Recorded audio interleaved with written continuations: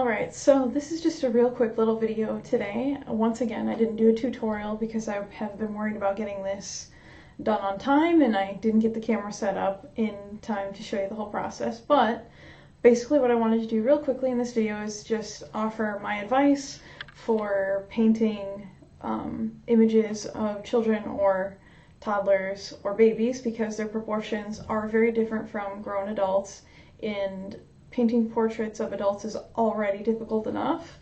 So it's just a whole nother level of difficulty once you start painting little kids and babies. Now, I'm pretty stoked how this one is turning out. I'm not quite done. I'm just gonna add a little bit more finishing coat. You can see how shiny it is. My reference image for this one was an extreme close-up of this cute little baby's face, and what you can see behind is I think it's the arm of someone holding the baby that's in the picture, but since mostly it was just a close-up of this cute little one's face, that's what I had to work with. And this is a fun and unique challenge for me because this kitten, I don't know if is very blonde or just hasn't had the eyebrows grow in yet, but either way, that was part of the challenge for me this time, was, you know, defining a face and a brow line and making it actually look like the person from the reference image, even though the person from the reference image isn't even fully formed yet. You know, they're still in the I have a soft spot zone. So now that I've blathered enough about this one, which I'm just about done with and I'm very happy with, let me just real quick get into the advice that I have to offer if you're going to try to paint portraits of babies or toddlers. Number one, just don't give up. It does feel so much more difficult than painting any other portrait or type of painting you're going to try to do, but it is still just light and shadow and blending and shading like any other thing you try to paint. So just don't give up. And then number two, that leads right into it, my number two piece of advice for this is blend, blend, blend, and it's all in the shading. So if it doesn't look right, try to go one shade darker, one shade lighter. And there's a technique called scumbling where you just get a tiny little bit of paint on your brush, and it's like you make small little circles and it will just barely kind of blend it out and give you these nice rounded edges to what you're doing. So if you use a small paintbrush with very little paint on it, you can just kind of gently blend and blend and blend, and you just layer it and layer it and layer it until it looks like what you want. Okay, so we've talked about don't give up, and we've talked about working on layering and scumbling. The third piece of advice I would have to offer is don't be afraid of using colors, because human skin has so much more color and depth to it than you can possibly imagine. And of course it depends person to person what colors are there.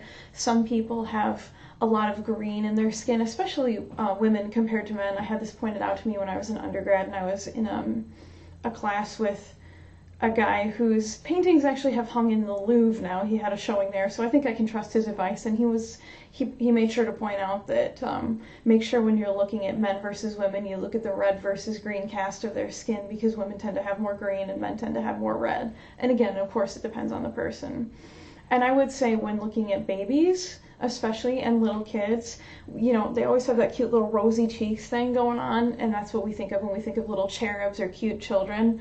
It is 100% true, at least in my experience from working on images of kids, toddlers, and babies, is they have so much pink and so much red in their skin that you will not be happy with your results if you're not brave enough to use what probably feels like more pink and red than is natural. Now, the one I have behind me is not necessarily the best example because I've really aggressively used red to do some things in here because I wasn't going for realism. I was going for more of a graphic, like almost as if I've been influenced by comic books a lot, which I for sure have, on top of a certain level of realism.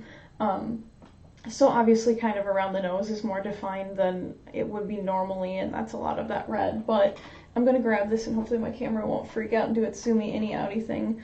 But down here, especially around this kid's mouth and chin and then the neck down here, a lot of that is very heavy-handed red, and you'll see when I put it back down, it looks very natural.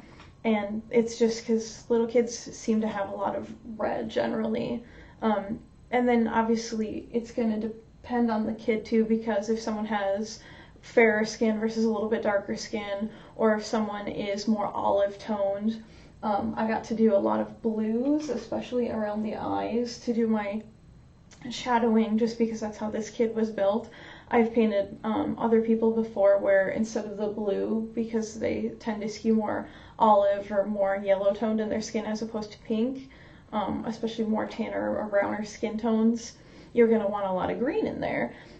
And like even more so than just like women have more green, like I was talking about before. So it's just something to keep in mind that, again, ignoring the parts where I've obviously taken a leap into like a more interesting stylized approach, but the parts here where you can see it's more blended and more realistic looking, there's still a ton of color there, and I wouldn't have been able to achieve any sort of, or like the depth around the eyes here.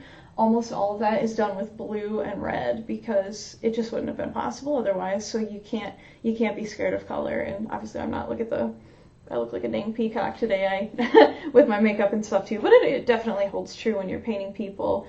Just don't be afraid. If you think you see yellow, use yellow and you'll probably feel better. If you think you see orange, use orange and you'll probably be happier with your results. Some people have more like of a gray, almost ashy tone to their skin. Don't be afraid then, use it. Just start light. I already mentioned scubbling. Just a little bit at a time, because it's much easier to add more than it is to take stuff off, because while a lot of white paints are very opaque, it's easier to build up as opposed to try to erase and remove what you've added on there.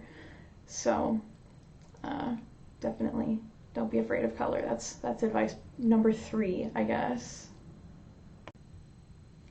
So I suppose we'll call this the 4th and final piece of advice I'd like to use when talking about painting portraits of babies or toddlers or kids is it's all about the proportions. And this is true of painting pretty much any portrait. Like, it's less about how well you paint each individual feature like mouth, nose, eyes, and it's more about how all of those pieces fit together. And so that is an especially difficult challenge, I think, sometimes with babies and little kids. And I have a habit of tending to skew when I'm drawing, especially like toddler age kids. They end up looking a little bit older than they really are, or the way they look in reference images, just because I'm so used to adult proportions. And it looks weird to paint little kid proportions sometimes, because I remember reading that humans are born with their eyeballs already the size they're going to be when you're an adult. And so that's why babies and little kids, and I think this is true of a lot of animals, they're just all eyes, and that's why they're so cute, and that's why we want to take care of cute little things with big eyes. But your nose keeps growing your entire life, apparently, so you're born with this little tiny nose in comparison, and a lot of kids don't have a fully developed like jaw and chin and stuff yet. And you can see in this cute little child I have behind me here in this painting, you know, the mouth is really, I feel like, kind of close to the bottom of the chin, and it's not just a reference image, that's just kind of how little kids are built. And also the space between the nose and the upper lip is really important to making a person look like who they are. And that was something I struggled with personally with this one. I had it all drawn out and I thought, oh no, my nose is too low and the mouth is too low, so I had to repaint and move everything up a little bit. And thankfully I hadn't completely shaded everything, and I just kind of followed my lines and went like painted the mouth on top of itself, on top of itself. I don't know how to describe how I did this, because I started out, you know, with this kind of just a red line here was all that defined the mouth, except it used to be way down here and it looked wrong and bad and terrible. So I painted a red line right over the top of the one that was there, and then right over the top of the one that was there, until I kind of thought the space between the nose and the mouth was what it should be. And then I took a more light, this pink and white blended color, and brought that up and covered up where the mouth used to be, and then started reblending to make the shadows of the lower lip and stuff like that. And I couldn't figure out why this wasn't working until I did that, and it was all just because the proportions were off. It wasn't that I had painted the mouth poorly, it was almost identical before, it was just that it was in the wrong place compared to the nose, and the nose was in the wrong place compared to the eyes, and this easel is kind of leaned back. So, and then of course with the shiny it makes it hard to tell. But I think what I have here is just about identical in proportions to the reference image. So even though I've taken a leap and stylized some things, like, you know, the eyes here especially are much bluer here, just because I liked the way it read and it gave it a little more depth. And around the nose I've made things a little darker and just more graphic looking than they are in the reference image, but it looks like this kid in the reference image. Again, I don't want to show it to you because, you know, for the people's privacy, and that's the same reason I'm not mentioning their actual names for the person I'm delivering this to.